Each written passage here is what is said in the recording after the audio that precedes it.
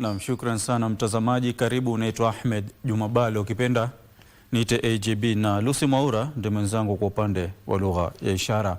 Na kwenye taarifa yetu ya kwanza, mbunge wa Nakuru mjini David Gikaria atafika mwenyewe binafsi mbele ya kamati ya kudumisha sheria za uchaguzi ya tume huru ya IEBC kujitetea kutokana na madai dhidi yake yanomhusisha na utoaji wa hongo kwa wapiga kura wakati wa kampeni za uchaguzi mdogo wa eneo la Olkalau.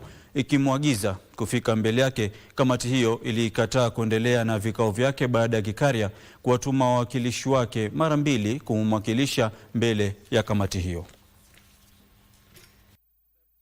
Mbunge huyo alitarajiwa kufika mbele ya kamati hiyo inayoongozwa na Alutalala Mukwana leo asubuhi. Lakini badala ya kufika mwenyewe, mbunge huyo alimtuma msaidizi wake wa kibinafsi kumwakilisha, hatua ambayo haikuridhisha kamati hiyo.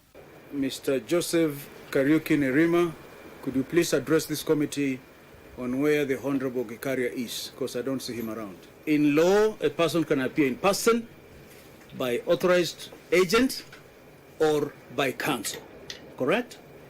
In your case, in your client's case, the first appearance here was through his authorized agent. Hatua hiyo ilisababisha kuahirisha kwa kikao hicho hadi wakati wa alasiri, lakini Gikaria tena akamtuma wakili wake kumwakilisha badala ya kufika mwenyewe. We are unaware of who the complainant is. We do not have any witness statements, any evidence that is meant to be relied upon. Mbunge huyo wa Nakuru mjini alijipata pagumu baada ya kushuhudiwa akikiuka sheria za uchaguzi kufuatia madai aliyotoa hadharani wakati wa mkutano wa kampeni huko Olkalau, kaunti ya Nyandarua. Kamati hiyo ilikatalia mbali madai ya wakili wake kwamba mbunge huyo hakupokezwa maagizo ya kufika mbele ya kamati hiyo, na pia alikuwa akiugua kiasi cha kutoweza kufika mwenyewe mbele ya kamati hiyo, ikisema hakuna ushahidi wowote wa kimatibabu uliowasilishwa kubaini kwamba anaugua.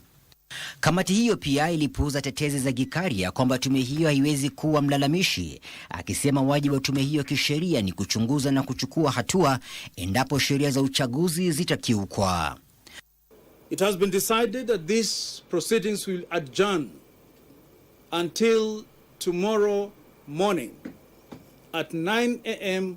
on the dot, that the honorable member may present himself so that these proceedings may commence. Michael Mwandiga, Darubini.